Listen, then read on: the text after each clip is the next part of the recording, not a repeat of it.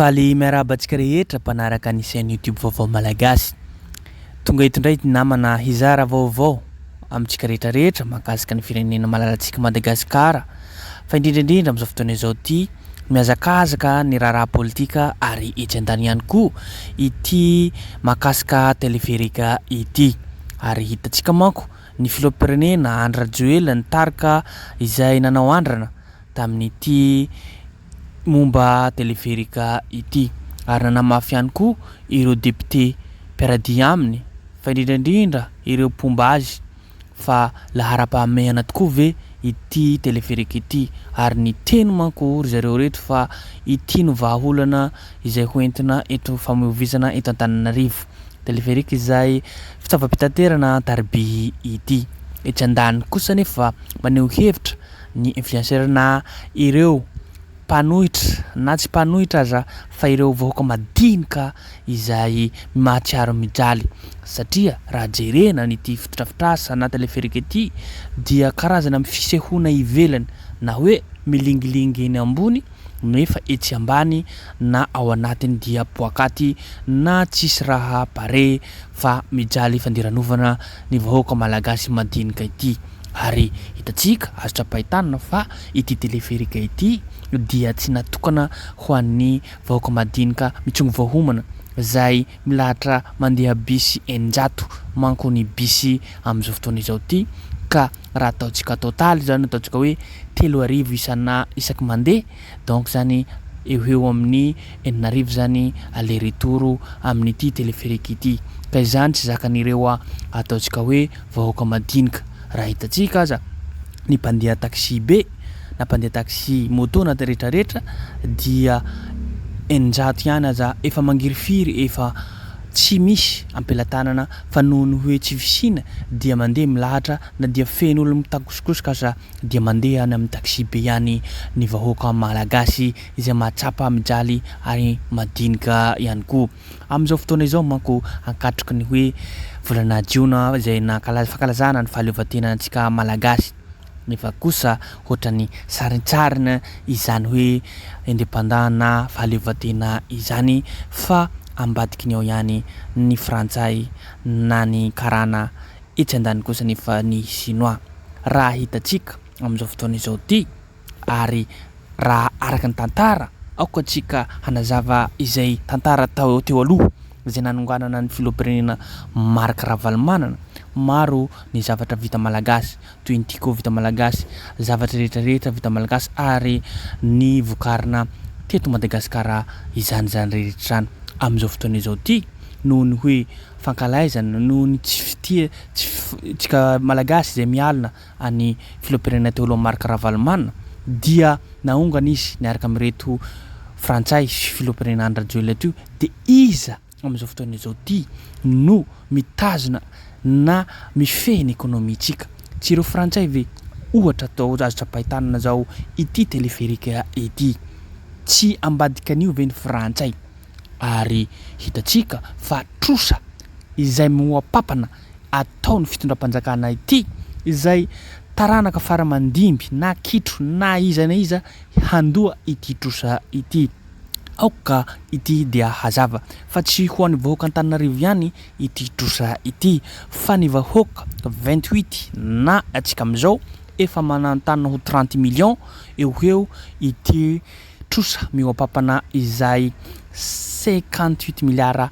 d'ariary na euro tsy voatanisa ity vola be izay ataon'ny fitondram-panjakana amin'izao fotoana izao ity, nefa ambadiky ny ao ny frantsay. Hankalaza zao tsika 26 juin amin'ity tsy afaka ataontsika hoe après 2 jours 3 jours dia hankalaza 26 juin zay, nefa kosa mbola tsy mahaleo tena amin'ny lafiny rehetrarehetra tsika fa ny frantsay ihany no ambadiky ny zao rehetrarehetra zao. Ary hitantsika ny filoham-pirenena Andry Rajoelina dia mbola mitazona zany tenenitsika teo zay hoe frantsay, ary hitantsika manodidina anazy tamin'ny andrana teo iny dia frantsay rehetrarehetra no miaradia amin'izao fotoana izao ity. Hitantsika na rehetrarehetra fitaovana dia afarina avy any ivelany, ary misy ihany koa zavatra vokarina eto Madagasikara nefa kosa ny frantsay no mitantana no mandraikitra ny lafiny rehetrarehetra ka noho izany dia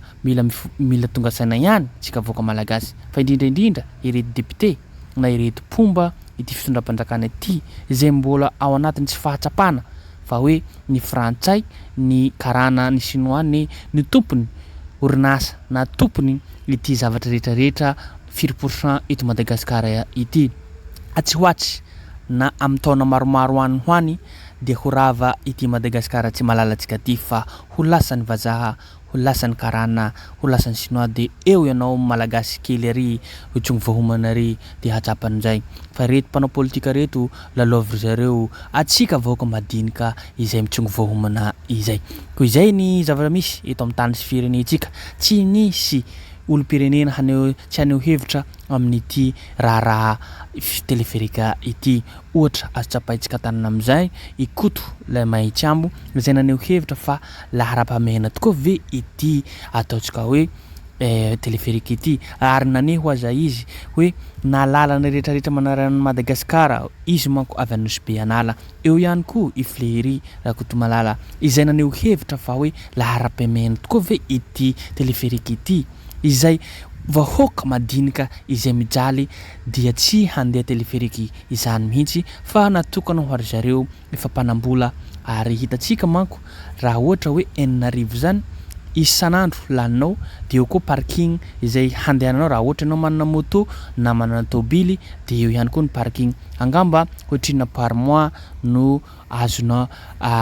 dépense ny olona anankiray izay mahatonga ny olona sahirana mijaly milahatra eny amin'ny taxi be io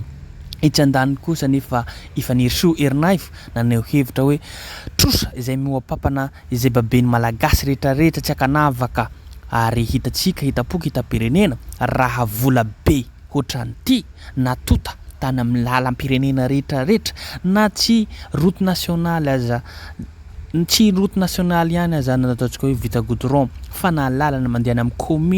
commune na commune mandeha amin'ny fokotany dia vita manara-penitra ary vita lalana rehetrarehetra manara Madagasikara raha ohatra ka vita dolo rehetrarehetra zany dia aorian'izany nanamboatra teleferika ity ianao Andriamatoa Andrajoela tsisy olana ary nanao bravo ny vahoaka malagasy nefa kosa ny fampandrosoana dia mivangongo eto Antananarivo nefa vahoaka madinika any amin'ny district na any amin'ny commune any tsy mahatsapa ary tsy mahita izany fampandrosoana zany na goudron kely aza tapaka nataontsika hoe 1 km aza tsisy na pavé aza tsisy dia izay ny mahalasa sainantsika vahoaka malagasy fa indrindra ianareo mpomba ity fitondram-panjakana ity raha ny sisy ary laharam-pahamehana ve zao nefa ianao mijery any commune district rehetrarehetra any mijaly tsisy hoanina na tsisy lalana izay mifandray amin'ny commune sy commune na district sy district izay itsandany kosa nefa raha ohatra ka hoe ireo mpitondra fanjakana rehetra tariny filohampirenena Andrajoelina ity na vola tsy tokony tsy foroa ity na natota tany amin'ny resaka fambolena sy fiompiana na rehetrarehetra amin'ny vahoaka ambany any mpamboly dia angambatsika araka ny teny filohampirenena tao zay hoe nanondrana ataontsika hoe vary na voamaina rehetrarehetra atsika fa tsy nanafatra indray iresaka sakafo izay ilaina andavanandro izay no samihafa ny filohampirenena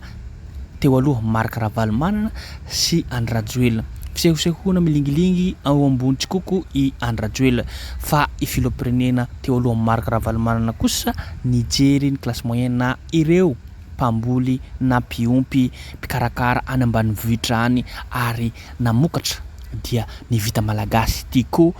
vitako malagasy izay tiako vita malagasy ary ny vokarina eto izany rehetra zany zay no zava-misy marina eto an-tany sy firenentsika rehefa vahoaka malagasy koa mila tonga saina fa efa tonga saina manko ny mpanohitra na pitsikera na mahita zava-marina amin'ity fitondram-panjakana ity fa tsy mahatsapan'izany kosa ireto député na ireto mpiaraka na mpanohana ity filompirenena Andrajelo ty izay fisehosehona mizesizesta huy koto lay Maitsambo izay. Zay no zava-misy marina eto an-tany sy firenentsika. Atsadiano hatrany tompoko lahy sy tompoko vavy ny miabone na manao j'aime na manao commentaire ahafahantsika manatsara zavatra amin'ny YouTube chaîne YouTube sika zay. Misaotra betsaka ankatelina tompoko lahy sy tompoko vavy.